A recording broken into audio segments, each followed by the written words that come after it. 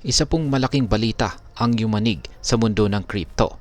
Si Pangulong Donald Trump, ang bagong President-elect ng US, ay nagtalaga ng isang kilalang pro-crypto na personalidad bilang Treasury Secretary. At yan po ay si Ginoong Scott Bessent. Ang Ripple CEO na si Ginoong Brad Garlinghouse ay nagbigay ng positibong pahayag ukol dito na siyang nagdulot ng matinding excitement sa XRP Army. Pero ano nga ba ang ibig sabihin nito para kay XRP at sa kabuuang crypto market? Kaya yan po ang siyang ating pag-uusapan sa video na ito. Pero bago po tayo magpatuloy, ay nais ko lamang po munang bigyang linaw ang aking disclaimer kung saan ang nilalaman po ng video na ito ay hindi po ito isang financial advice. For education and information purposes lamang po ang layunin nito. Ayan, sino nga ba itong si Ginoong Scott Bessent at bakit po siya mahalaga? Itong si Ginoong Scott Bessent ay hindi ordinaryong personalidad sa mundo ng ekonomiya. Siya ang tagapagtatag ng Key Square Group, isang hedge fund manager at kilala bilang isang master strategist sa larangan ng geopolitics at economics. Isa sa pinakatanyag niyang tagumpay ay ang kanyang short bet laban sa British Sterling noong 1992. Kasama po si George Soros, isang hakbang na naglagay sa kanya sa spotlight ng global financial markets. Ngayon, bilang bagong Treasury Secretary ng US, si Ginoong Bessent ang magiging pangunahing leader sa pagpapanday ng mga pulisiya ukol sa ekonomiya. Kabilang po ang crypto adoption. Ito ay napakahalaga para sa mga digital assets tulad ni XRP dahil ang pro-crypto mindset ni Ginoong Bessent ay maaari pong magbukas ng mas malawak na oportunidad para sa regulasyon at adoption ng mga cryptocurrencies. Ngayon ay ano po ang sabi ng Ripple CEO na si Ginoong Brad Garlinghouse? Ayon po kay Ginoong Brad Garlinghouse, ang pagtalaga kay Ginoong Scott Bessent bilang Treasury Secretary ay isang perfect pick. Binigyang diin niya na si Ginoong Bessent ay pro-innovation at pro-crypto, isang katangian na bihira sa mga opisyal ng gobyerno. Ayon po kay Ginoong Garlinghouse, maaring ito na ang simula ng mas positibong pananaw para kay XRP, lalo na sa patuloy na laban nito sa SEC lawsuit. Bilang suporta, sinabi rin ni pro-XRP lawyer na si Ginoong John Deaton na kung ang SEC leadership ay mababago sa ilalim ng administrasyong Trump, maaring pumasok na ang US sa tinatawag na digital age of innovation. Samantala, maraming crypto experts tulad po ni Ginoong Charles Hoskinson ng Cardano at Ginoong Jeremy Hogan ang nagbahagi rin ng kanilang excitement na nagsasabing posibleng magtapos na ang Ripple versus SEC case sa ilalim ng bagong administrasyon. Ngayon ay paano naman tumugon ang crypto market?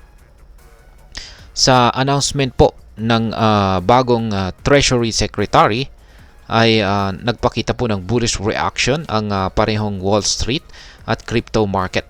Ang presyo po ni XRP ay umakyat po ng higit $1.60, isang 60% na pagtaas sa loob ng isang linggo. Sa loob lamang po ng 24 oras ay tumaas ito ng 12% na may high na $1.62. Hindi rin nagpahuli itong si Cardano na umabot na po sa $1 na presyo matapos ang isang 22% na pagtaas sa parehong panahon. Ang biglaang pagtaas na ito ay nagmula sa optimism ng mga investors na ang administrasyong Trump sa tulong ni Ginoong Scott Bessent ay maaring magpatupad ng mas paborableng regulasyon para sa mga cryptocurrencies. Yan, ngayon ay ano naman ang posibleng maging epekto nito para sa atin bilang mga Pinoy crypto investors or traders. Yan, para sa atin na nag-i-invest o nagti-trade po ng crypto ay ang balita pong ito ay isang malaking bagay at meron pong ilang mga pangunahing posibleng maging epekto nito kung saan ay una ay ang pag-angat po ng presyo. Kung magpapatuloy po ang bullish trend na ito, posibleng makita natin si XRP na umabot po sa presyong $2 o higit pa. Para sa mga nakabili ng XRP noong mababa pa ang presyo nito, ito po ay isang malaking kita. Pangalawa ay mas magandang regulasyon. Ang pro-crypto stance ng bagong Treasury Secretary ay maaari pong magbukas ng pinto para sa mas malinaw at makatarungang mga regulasyon sa buong mundo, kabilang na po ang Pilipinas. At ang pangatlo ay ang pagtaas po ng kumpiyansa. Ang announcement na ito ay nagbibigay ng mas positibong pananaw sa crypto market, kung saan ay maaari pong mag-udyok sa mas maraming Pinoy na pumasok sa mundo ng crypto investments. Ngayon ay ano naman po ang aking masasabi tungkol dito?